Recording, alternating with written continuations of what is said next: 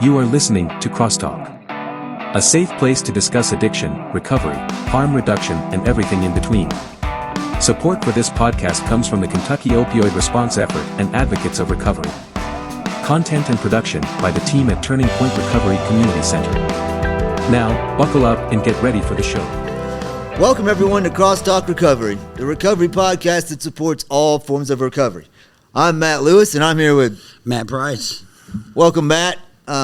Today we're just doing a one-on-one podcast with Matt. Two Matts make a right, as they always say. Right. Matt and I don't know each other that well, so I'm looking forward to getting to know him. I've heard from a lot of people in recovery that he has been a great help to them, an inspiration to them. I know that he's got a big TikTok following where he does videos where you're, what do you call it? Take flight? Take flight recovery. Did you coin that? Man, if you crash and burn, take flight's the only thing you can do. And I crashed and burned so many times, man. I'm trying to take flight now, Yeah, I like that. Thank you. I like that. So he's got that you go on there and you give inspirational words, and you just kind of been watching him just open and honest about what you're going through. It's not all rainbows and sunshine. You talk about when you're having bad days. Yeah, and everybody struggles different, man. Everybody struggles different, and getting sober don't mean life's easy, man. It just means you got to deal with it. Now, life be lifing, man. Life be lifing. It definitely isn't always easy, but it's, as there's nothing that a drink and a drug is going to make better. Usually worse in my case. Worse. So fighting fire with fire. Yeah. I use the analogy all the time about getting handcuffed. I could chew myself out of that handcuff. I could chew my arm off, but it never crosses my mind. Me getting high or drunk to solve any problems never crosses my mind either. I mean, it's just add more trouble to trouble. And right. Well, I think that's one of the most important things I've learned early on in my recovery was that learning those tools on dealing with whatever life throws at me differently. Because before it was always I would run from it, run into a bottle, run into a needle, whatever I could do to ignore it, put it away, and not have to deal with it. And now, I rely on my support group. Right. I rely on God. I rely on, the going to meetings and all the things that truly work. The power of changing your perspective on it. Hey, this situation seems terrible, but if you look at it from over here, it's not as bad, and there could be benefits to Absolutely. it, because you can never see the full outcome of stuff. Trying to just stay positive about it. All those things are crucial to handling your problems differently, because they're going to happen. It's what you decide to do with your pain. Are you going to be motivated by your pain? Or are you going to let it destroy you? I identified with my pain for a long time, and I think I devalued myself, and then I lived under that umbrella of the label alcoholic and drug addict as a way to get away with things. It's expected. I'm an alcoholic, I'm a drug addict. So, and it's you're in the 8th grade and you failed again, and your friends are in the 11th grade. You get so far behind, you just give up. And that's where I was at. I was ready to just give up. And it took somebody reminding me that there's more to life than this, man. You can stop letting your pain identify you. Don't be defined by the mistakes you made in your past. Fight. Fight. Right. That was it, just fight. And honestly, man, it's the best decision I ever made in my entire life. Not only to get clean, but to stay in the circles and in the rooms and reach out to as many people as I could, because a group of old timers turned me off. A group of old timers, my first AA meeting, they turned me off, and I was like, man, if I'm gonna be miserable, I'm gonna be miserable and drunk somewhere. It was a bad experience, and I take a different take on it. I think, me and you kind of are the same kind of people, man. We make recovery cool again. We make, the sober's a new cool, man. You're not sitting in a room full of 1,000 years of sobriety and people talking bad to you because you didn't say something right. Man, I think this generation we're more understanding. We love with our whole hearts, and I think that if we would just take a look in the mirror and see that we're worth the fight. It's going to be a fight. It's going to be harder than you thought it was, but it's so worth it, and you're stronger than you think you are, and that's what the whole take flight thing on TikTok is, man. It's just reminding people, hey, sobriety's not a magic wand, but it is a tool that can make life a lot easier, man. Yeah. Yeah, I'm glad you said that, man. That's a good point, because I know there's some people, let me say this. absolutely, I've been to those rooms where there's like guys with a lot of sobriety, but they're not always the happiest guys, you know. They're usually angry. I don't want to say usually. Some of them are angry, and I was always like, I'm proud of you. I'm glad you're sober. I know your life's better than it used to be, and not as bad as it could be. But I don't know that I want what you got. You know, and there's some people that don't like that I do this podcast because I'm breaking anonymity, you know, and I'm a real big proponent of Recover Out Loud. Like you said, this generation, recovery now, has been made so popular by not just people who are famous who've done it and been successful at it, but just like so many people are finding a new identity in it and being able to do things like you. Like, I'm sure whatever inspiration you were being to people before wasn't a positive one. Absolutely. If anything, you're a leech, right? You're just manipulating people. I mean, that's how I was. I'll keep it on me.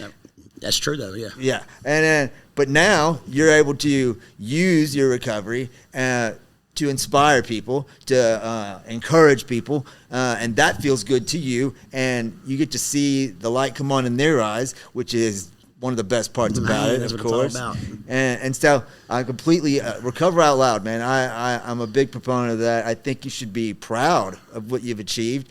And when you're out there living out in the public eye and you're trying to talk about your recovery, it makes you be accountable to that as well. Absolutely. It's like, people are watching me. 100%. I don't want to screw up. And this is, gives you fuel to continue doing it. Well, anonymity, how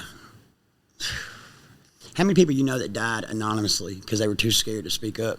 That I recover out loud. I want people to know, hey, I'm a dragon slaying, demon killing dude, and I did that before breakfast. That's what it takes for us. And anonymity, I understand it, I do, but I refused. I just can't stay anonymous, man. I can't. There's too many people suffering anonymously, and it's because there's maybe a taboo or whatever it is cast on them, man. Stigma's real, there's that. And I think, and I'm sure some old A-heads would set me straight on this, on what their perspective is on anonymity. But the way I looked at it was like, back when it was started, you could lose your job if people found out that you were an alcoholic and you had a problem. It was like the stigma was way worse than it is today. And so I get it. It was like you were trying to heal, and you had a close-knit group of guys and girls who were, trying to fix their life together and trying not to ruin their lives outside. So anything, I guarantee that somebody would tell me it's a whole different thing than the way I view it. But regardless of that, dude, I love AA. AA was the program I worked to get sober as I went through rehab. Absolutely. The steps were beneficial. That's where I got those tools to handle life differently. The spiritual principles behind the steps is like the guide for living I live by today, trying to be that person. So I'm not knocking AA at all. I just believe that, times have changed a little bit, and I think that can be more good done by spreading the positive, the positivity involved with the life recovery. Right. Recovery doesn't fit in a box, but AA and NA want it to fit in a box, a very neat, wrapped, very nicely box, and it's just not that. I think that everybody's recovery looks different. Yeah, that's what I open every podcast with. We support all forms of recovery. We do that turning point. We want you to stay alive. We want you to, until you have the opportunity to recover in the, whatever way is healthiest for you. We know that is many pathways, whether it's AA, NA, Smart Recovery, MAT, whatever it is that works for you. I'm a big proponent of holistic approaches. I love exercise. I did a podcast with a guy who runs a Running for Recovery, or I'm butchering that, but is it Fit for Recovery? No, it's in Ohio. Todd Crandall. He's done over 100-something triathlons, and he opened a recovery center in Ohio where it's all about exercise and yoga and, approaching it from the spiritual angle. I love that. I think that there's all kinds of different ways that you can heal your body and mind, right, and find purpose. Because I think that's one of the biggest things for me was finding purpose, and my purpose is to try and, like you, help people, inspire people, get the word out that what's possible. But yeah, recovery definitely doesn't fit in a box. And they want it to, though. They want it to. And when I first started the TikTok thing, I got a lot of backlash about it. And man, if it bothers you, don't follow me. And that's how I am today. There's no gray area with me. You either love me or you hate me. And I like that. I know exactly where I stand with most people. You hug me or you hit me. But I do know this: I'm sober today, and I know that AA helped me get sober. The Big Book helped me get sober. But I learned in my life, the number one problem was self-value, self-worth, and self-esteem. I had to dub myself worth it, because for a long time I didn't feel like I was worth it. And then I see these people coming in off the streets beaten and broken and living under a label that was thrown at them and mistreated because of it. But in all honesty, in my opinion, if a man walks in the front door of a rehab or a sober living or an IOP program or an AA meeting, he's admitting to the world that he had a problem and he's doing something about it. The people that judge those people are the ones that have indiscretions at home that nobody knows about. Like, yes, I'm an alcoholic. Yes, I'm a drug addict. You cheat on your wife. You skim on your taxes. We're man enough to say, hey, we got a problem. And yes, we're guilty. When we go into rehab, we're saying we did it. We did it. But that's us facing up to our problems. That's us looking our pain and pain in the eyes and fighting back, man. We don't die in that. We fight against it. Right. Well, that's like step one, obviously, is spiritual principle behind that is honesty. You got to get honest with yourself. Admit that you're an alcoholic, you're an addict, that you're whatever this is, whatever addiction it is that's controlling your life and ruining your relationships. You have to be able to admit to that, and that's where you start. Right. Once you can admit to that, and that's why they say step one is the only step you can work 100%, because like admitting that you're powerless against this and that your life's unmanageable and whatever level that is, then making the steps to take going forward. I think that, and it's a humbling place to be. It's a good place to be. It's a good place to be. Yeah. Well, I love the quote by I think it's J.K. Rowling that says, "Rock bottom is the solid foundation on which I rebuilt my life." Absolutely. Because you have to get there to start building back up. I used to break out. I always say that I used to break out the jackhammer when I hit rock bottom and see how deep I could go. Yep. But eventually, I couldn't go any further. Thank God. And bedrock. Yeah.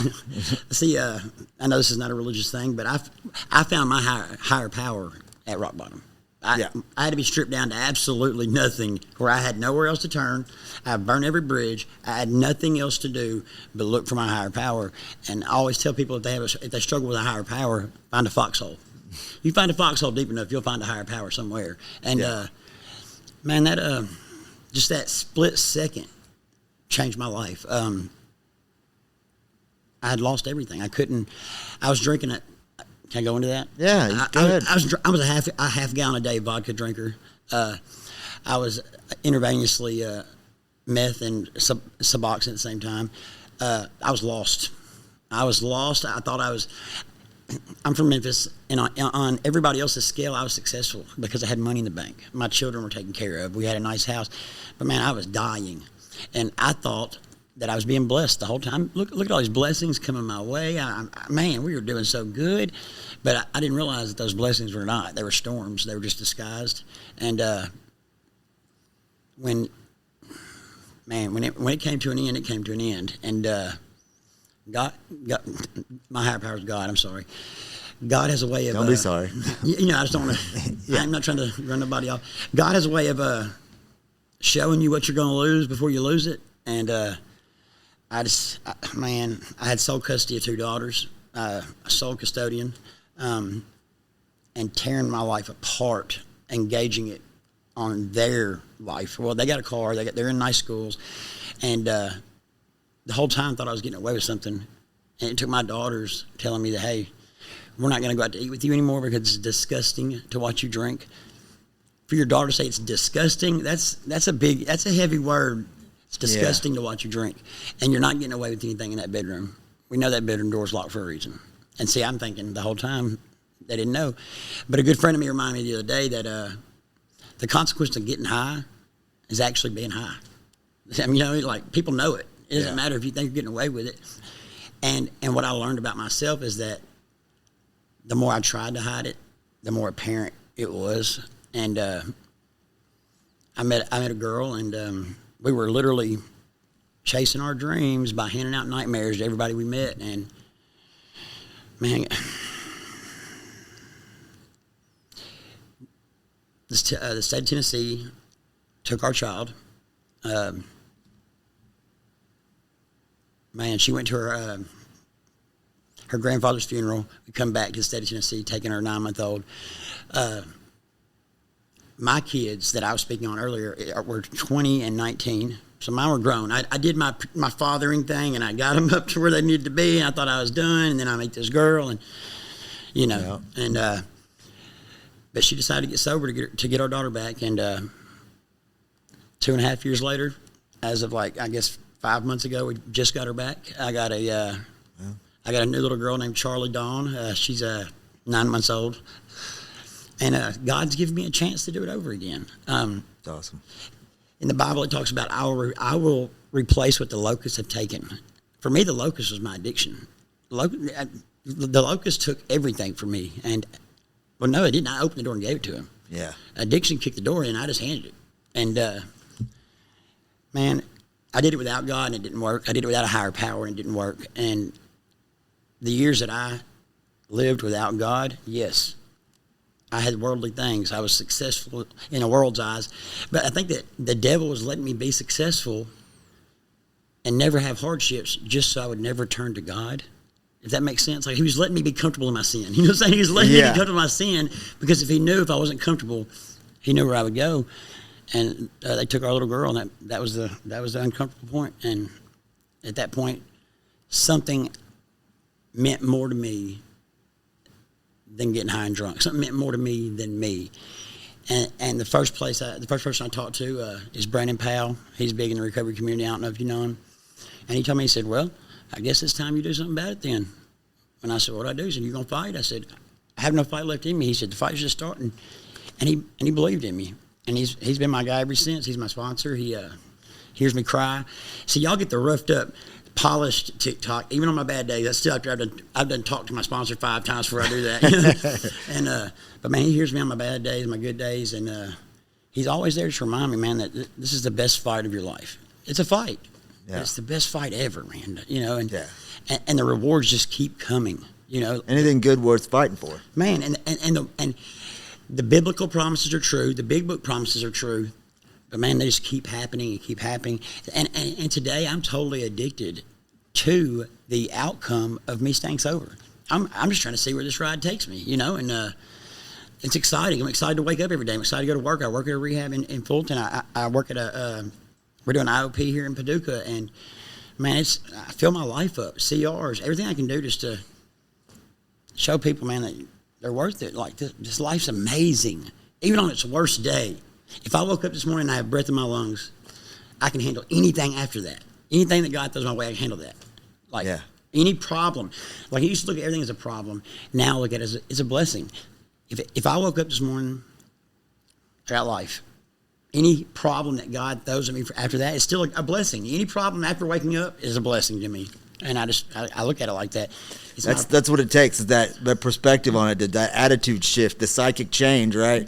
Once you get that and then approach everything from that angle, it changes the game completely. Man, that's cool to hear. I mean, it's not everything you said was cool, but you went through some struggles, but it's cool because I relate to a lot of that, man. I was also a 2.5 gallon a day drinker at the end of vodka. I was a heroin and fentanyl user, you know, and the same thing, man. It's like when you get to that rock bottom that we talked about, and look up, like I could have only climbed out of that hole I couldn't have climbed out that hole without the grace of God.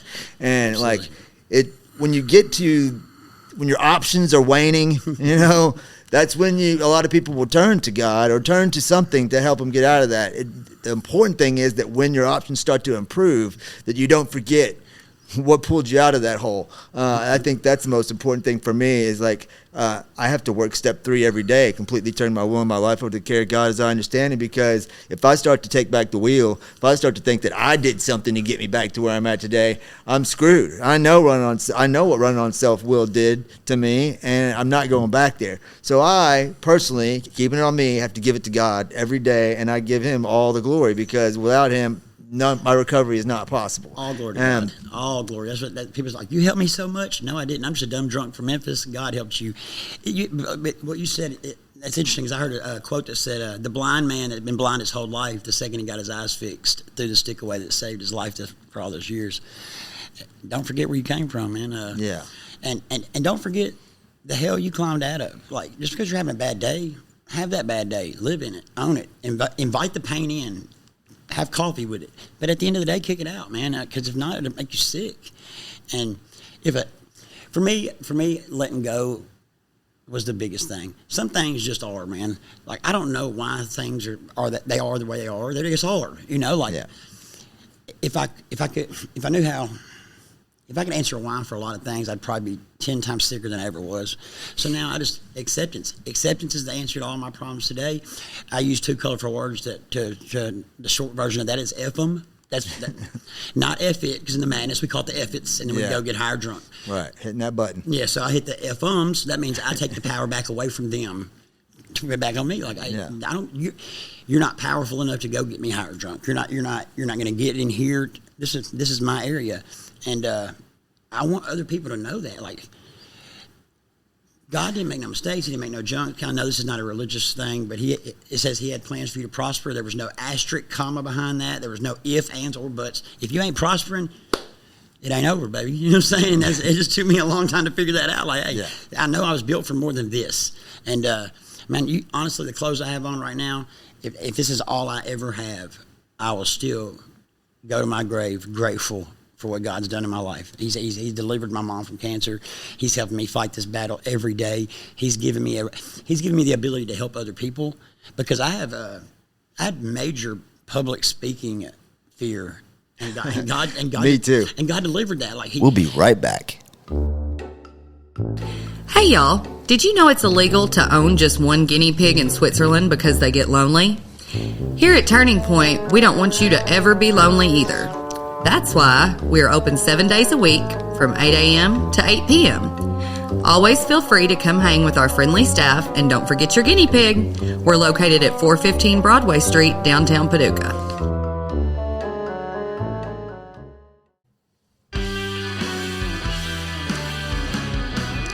One thing I have always wondered is who put the alphabet in alphabetical order. At Turning Point, our goal is to help you put your life back in order. If you struggle or have struggled with substance use disorder and are in need of help, come see us at 415 Broadway Street, Paducah, Kentucky, or call 270-444-3621 and sign up for peer support services with one of our friendly staff who have lived experience with addiction. Hope to see you soon. I mean, I'm in a building. I work in a building and it changes, and where I teach all day, and I come down here and we got Paducah Recovery. We're doing IOP, and what's so crazy is Paducah is the spot. Like, I did not know that. It's a great recovery community in this town. And then the people like that we linked up with. So Take Flight linked up with some people down here, and we're actually doing a toy drive and all that stuff. But they reached out to us. Victory Homes, right? Yeah, absolutely. Yeah, we were super excited. Yeah, we love them. Yeah, so you do love it. Yeah. Okay, I didn't want to name drop. Okay, well then I'm going to do a shameless plug. Yeah, we send a lot of people to Beth and Michael, dude. Yeah, they've helped a lot of people. Yeah, and see, Mike and Beth, they take a different approach, and they're like us, tattooed, upstanding citizens that, man, don't judge people by the way they look, you know, and like I said, Victory Homes is where it's at, man, and they're doing big things over there. Paducah Recovery's doing big things down here, big things, and they're not judging you. That's the main thing, man. Like, yes, you're gonna get drug tested. It's an IOP. It's a rehab. It's a sober. Yeah. So the only bad thing I've ever heard anybody say about them is the fact that they're getting drug tested. Well, that's part of it, bud. You know what I'm saying? You signed up, but the fact that they're not, man. It's not that group of old timers we were talking about at the beginning. You know what I'm saying? Like, when I started going to Victory and visiting with them back and forth, I was like, "Do I need to cut my hair?" He was like, "No, hell no, don't cut your hair. We want you just like that." And man, I knew right then that they were the right people, man. And yeah, and I think it's important to be relatable. You know, like because I that's what I love about being a peer support. And you know, people come in. They would rather talk to me than a therapist sometimes because they know that I can relate to them on every level. I've been there. I've been to jail. I've been detox and dope sick. I've been the thief. I've been at that rock bottom, and I've climbed out. That's one of my favorite things also that I learned in recovery was if I can use everything I went through to help somebody else, then it wasn't for nothing. Right. You know, I was in the madness for 30 years. You know, I could look at that as wasted my whole life. Right. You know, but instead I look at it like you, man. Now I'm using it to inspire, encourage, motivate other people and seeing them succeed. And yeah, I'm on this for the ride too and seeing where it could go. I came in here with into this program, into recovery with extreme social anxiety because I'd used drugs and alcohol for every social interaction for 30 years. I didn't know how to talk to somebody sober, let alone stand up in front of somebody or host a podcast or anything like that. I would have been a nervous wreck and worried about what everybody else thought of me. Instead, now I know that I'm doing this for the right reason. And like you said, God has given me the ability to be able to have these conversations with people, to put the message out there, to play my music, things like that I would have been so worried about being judged by the world and by other people's standards of what it's like to be happy and in recovery. Now, once you learn to love yourself, once you learn to love yourself for who you are, and like find what you love, find what you like, go after it, have hobbies, have passions, and know that you're doing it not because look at me, look what I'm doing, but you're doing it because you enjoy it, whether anybody likes it or not. And then people start to connect with it. People start to see what's possible. They start to be encouraged by that, and they see, hey, I could do that better. And I'm like, good. If you can do it better, do it better. That's what I want. That's the point of this. See what I'm doing, do it better, and affect the next person who's going to do it better than you. So. Man, I believe that the pain I went through is a step ladder for the next person behind me not to have to go through that pain. My sponsor always says, a wise man learns from mistakes of others, a fool must learn from his own. I was a fool my whole life. I had to learn no matter what anybody said, what is a big book called, I was contempt prior to investigation. If you didn't look like me, sound like me, talk like me, walk like me, then you didn't know me and I wasn't going to listen. I think that open-mindedness is a big deal. And that not to bash the old timers. They're open. They're not going to be open-minded. That being said, stuff like this, where it's in the spotlight, man. We're trying to remove the stigma. We want it to be, man. So what? You fell down, you get up, you go on. I mean, I'm not going to hide behind it anymore. I'm not, because if I hide behind it, I'm going to die behind it, and I refuse to do that. My grandmother used to tell me, you live in your truths or you die in your lies. And man, the truth is I'm a hopeless alcoholic without this program. I'm a mouthwash drinking, hand sanitizer chucking, isopropyl alcohol to knock off the shakes, which makes you go blind for 3 minutes. And then when my vision came back, I drank the rest of it. I'm a sick individual until I decided to do something about it. And when I did, I did not realize the amount of people that were behind me. Yeah. I'd burnt every bridge in my life. All the people that God had set aside to love me and to be in my life, I'd burnt every one of those bridges. And at the end of the day, it took a complete stranger that didn't know me at all, that stood nothing to gain out of it, to tell me, hey, bro, get your life together. Yeah. He said, I'll never forget it. He said, this isn't Mario Brothers. And I thought he was saying this is not a game. I was like, I know this ain't a game. He's like, no, this isn't Mario Brothers. I was like, what do you mean? He's like, you don't get no extra lives. He said, this is your life. Yeah. He said, man, you don't get no do-overs. He said, it's like money. He said, you can spend it any way you want to, but you can't spend it twice. And it took me 43 years for that to echo in my head. And I was like, golly, I got... So at 43 today, I'm 43 years behind every other 43-year-old my age. And I got making up to do, And if I can help people on the way, man, then that's score one for the home team, man. If I can help you in your sobriety, let's do it. If I can help you in your religious walk, let's do it. If I can help you in any way, shape, form, or fashion, helping you is the most selfish thing I can do today. Because no matter where I'm at up here, if I help you, I'm not worried about me no more. It takes me out of self. And self-scary for us. Or if you're keeping on me, it's self-scary for me because I know, like you said, the hell you climbed out of. I know the hell I was comfortable in. I know the chaos I was comfortable in. Yeah, it's crazy what you can get used to. Yeah, man, and I'm not going back that direction. I may slowly move forward. I may inch forward, but going backwards is no longer an option for me. I've took failure off the table. I'm not saying I got it, but I'm saying I got what I need to get it, and I'm going to keep. As long as I do what's next to get it, I'm going to keep trying to get it. Practice don't make perfect. Practice makes you better. Practice makes improvement. Yeah. The scariest person in the room is the alcoholic that thinks he's got it, and he's perfect. Never say you got it, man. But I think the goal should be perfection. Absolutely. Because that means you're always going to have something to work on. Absolutely. Because you're never going to achieve that goal. Never, ever. But if you're working towards that goal, then you're always going to be working on something. And going back to something you said also about like recovering in isolation and being quiet, like and dying in that way. That's absolutely true. Like I found like building the support group around you.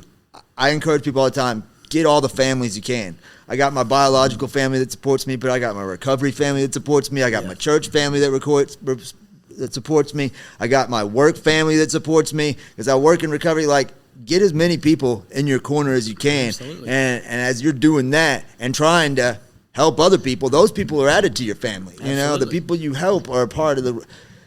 I've made a lot of negative ripple effects in my life. Right. I don't have enough time left on this planet to make up for all that stuff. But I can drop as many positive pebbles in that pond as I can before I go. And hopefully those people will continue to drop the positive pebbles so that it will someday maybe make up for some of the harm I've done.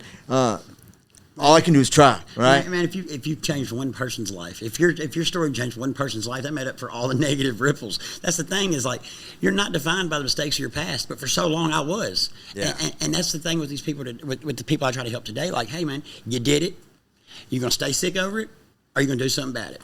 You did it. Right. If a 3-year or 8-year-old Disney princess can let it go, you can let it go too. You got to, or stay sick in it. Was that a Frozen reference? That was Elsa. I got daughters. Yes, that's Frozen. But if they can let it go, you can too. But at some point, when you're choosing not to let it go, you're making the decision to keep carrying it with you. What that does is that's a chain that ties you to that bondage, whatever it is. That's a chain, and at some point, you're not dragging those chains so you don't forget. You're dragging those chains so everybody else will see them, and it gives you a sociably acceptable reason for your behavior. Like, hey man, if you had the life he had, or if you knew what he went through, you'd probably be drinking. No man, no excuses at all. Like, hey, cut those chains, walk away. I'm not saying don't deal with it.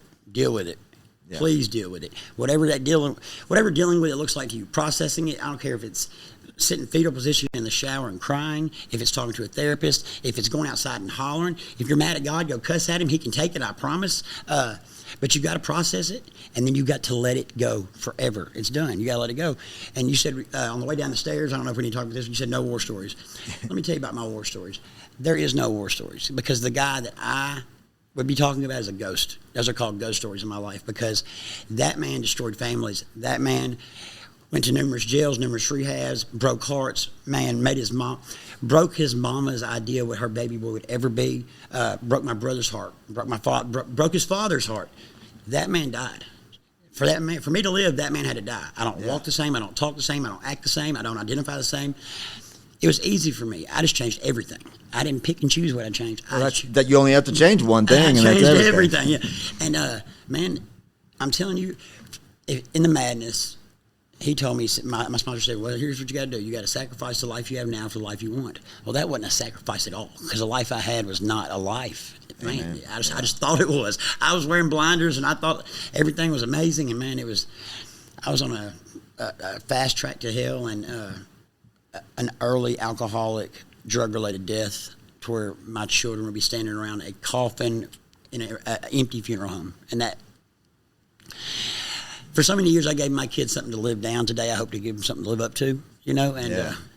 And man, I would have done anything out there to get what I needed. Anything that I needed to do to get what I needed, I would have done. If I do anything less than that in this recovery thing, and I feel that's disrespectful to my raising. You know what I'm saying? If I was gung-ho about me destroying myself, if I'm not just as gung-ho about changing my life and making my life better, then that's disrespectful to my mama. And man, I won't accept that today. Like, I was so sick of hearing he has so much potential, but he's got so much potential. Man, all I want to hear now is he's got so much potential. Look at him go. I told y'all, and this is about everybody in recovery. I told y'all he had some bad years. I told y'all he had so much potential. Look at him go. And man, that's like you said, man. We're definitely not in it for the income. We're in it for the outcome. Right.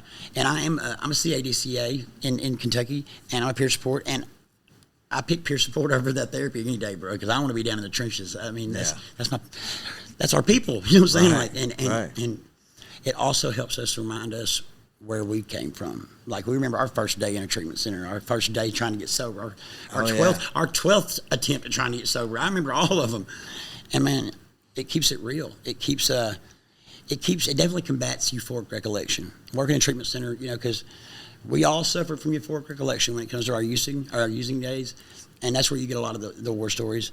But if you wear that pain like a black eye, every time I see a kid coming off the street, man, that's just beaten and broken, I was that kid, you know, and man, that's where I need to be. I need to be on the front lines. I don't need to be in the office somewhere.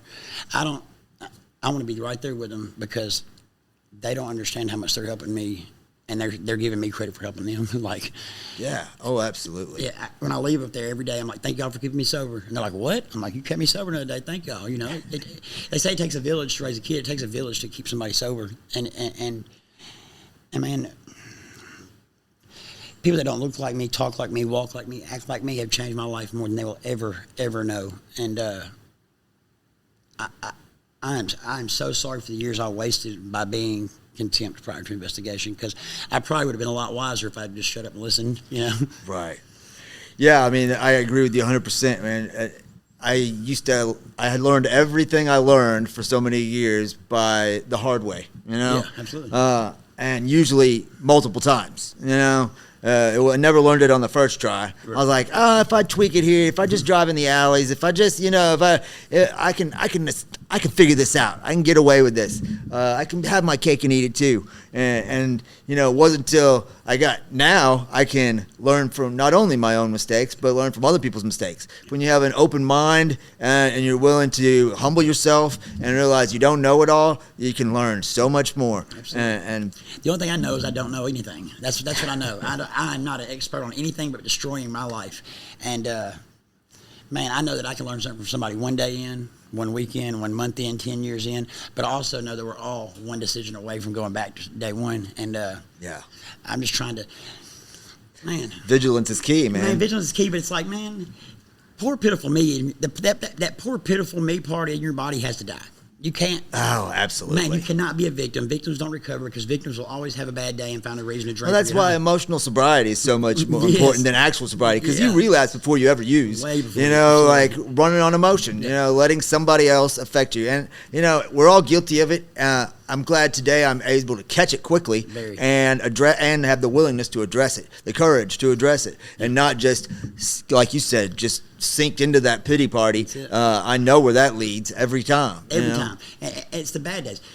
As alcoholics and drug addicts, as long as we don't let the bad days win, the good days are all right. You know, it's the bad days. It's the lost your job or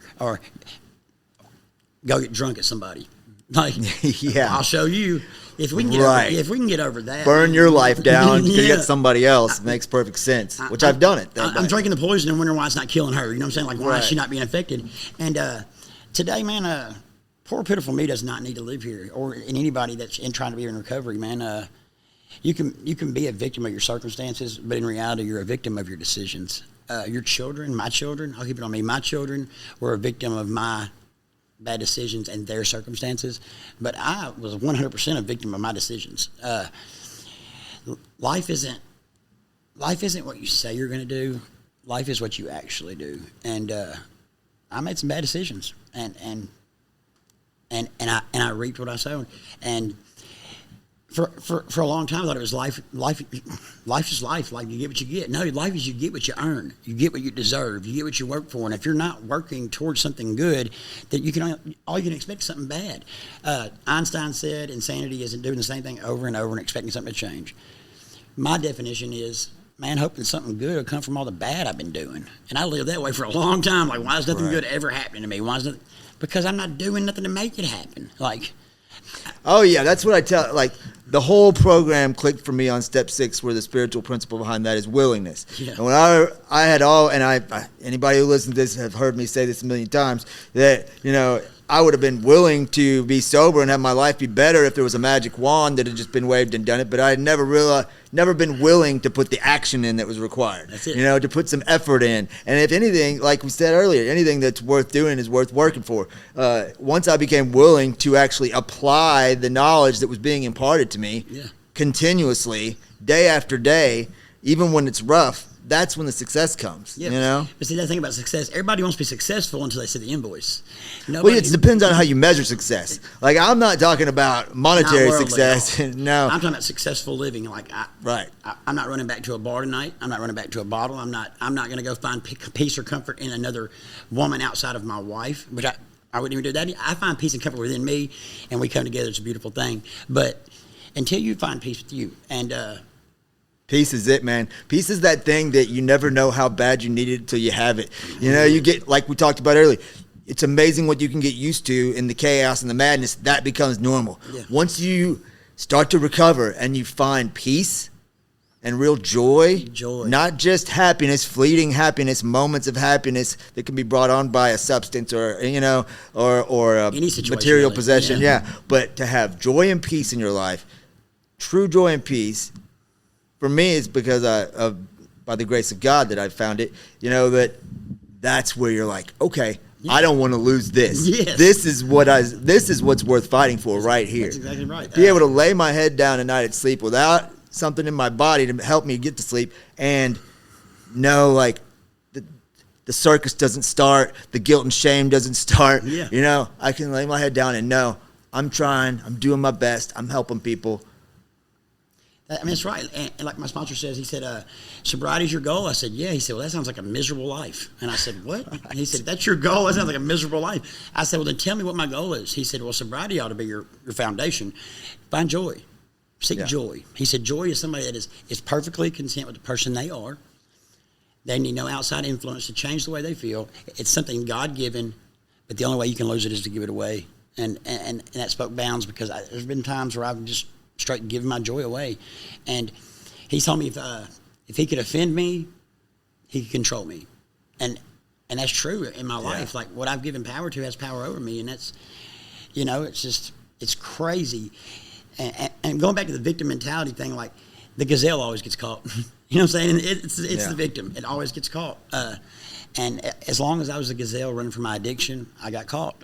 But when I flipped the coin and became the lion chasing my sobriety instead of being the gazelle running from addiction, when I became the predator chasing sobriety, and lions, I've never seen one Discovery Channel where the lion don't eat, because that lion's going until he's full. Yeah. And I'm chasing the sobriety like my life depends on it, because it does, man. And man, I don't care who knows it. My life is exponentially better today because of a book that was wrote over 100 years ago, and because I admitted I had a problem, and that I'm better than nobody. And if people want to judge me by that, that's fine. They're probably not my type of people anyway. You know what I'm saying? Like, well, you would be letting them control you anyway, letting what they do, whether they think you affect you, and we just talked about. We can't do that, you know. I think, man, this has been refreshing to have this conversation with you, man, because I love where your heart's at. I love where your head's at. I love that we relate on so many different levels, and I just think it's like that we brought together because we were both trying to help one certain individual that we both knew, and the fact that just little things like that can bring people together. Both of our recovery circles are growing right now. Absolutely. And the more and more people we're going to be able to help, and I just love, that's what I love about this so much, is if you keep going, you keep trying, you keep looking out there, it's going to get better. Yeah. It's like it's already gone to levels I never even believed it would go. And so I'm excited for your future, my future. You know the PTFO, I'm not going to say it on your thing. Yeah. Press the F on. Yeah. Relentless effort required, guys. If you give relentless effort every day of your life, man, it's going to get better. Show up for yourself like it's day one. Dominate every situation, no matter how small, and eventually your life will get a little bit easier. I'm not saying it's going to get easy and it's just the heavens are going to open up and, Yeah. But it's going to get easier eventually, and that's what we're going for, man, is a better way of life, an easier way of living. And, man, being high and drunk was the hardest job I ever had. You know what I'm saying? Staying high and drunk all the time was the hardest job I ever had, man. Right. And today's just easier. It's not a walk in the park, but it's way easier. And if you want an easy life, go back to the bottle. I'm not saying that, but that was easy. Yeah. This real life, man, you got to face things, and you got to build a character where, man, it's coming. You better get comfortable getting uncomfortable real quick. You know what I'm saying? Like, and just like you said at the beginning, life be life, and it's life for everybody. It rains on the righteous just like it does the wicked. We don't get a day off, though. No more sick days, no more time off. We did all that in the first half of our life. Relentless effort required, baby. And I think that we can change lives. They can change lives. Collectively, we can change lives. And, man, that's what it's all about. I mean, yeah.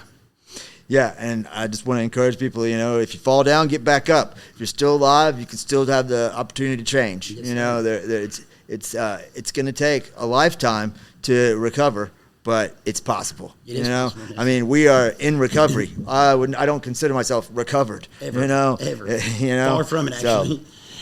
But keep the pain in front of you.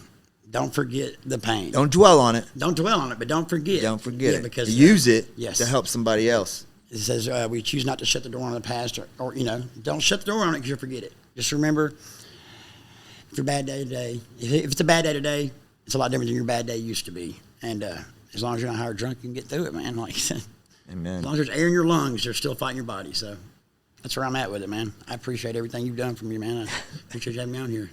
Oh, man, this is awesome. I appreciate you coming on. Yes, sir. Yeah, man, this is great. Check Matt out on TikTok, Take Flight.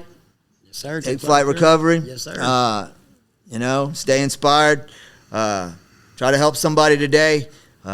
Check us out on YouTube. Listen to our audio versions on Apple, Google, Spotify, Podbean, Amazon. And as always, stay grateful. Yes, sir. If you or someone you know is struggling with addiction or in recovery and needs guidance, speak with Turning Point's team of peer support specialists by calling 270-444-3621. You are not alone, and we are proof that recovery is possible.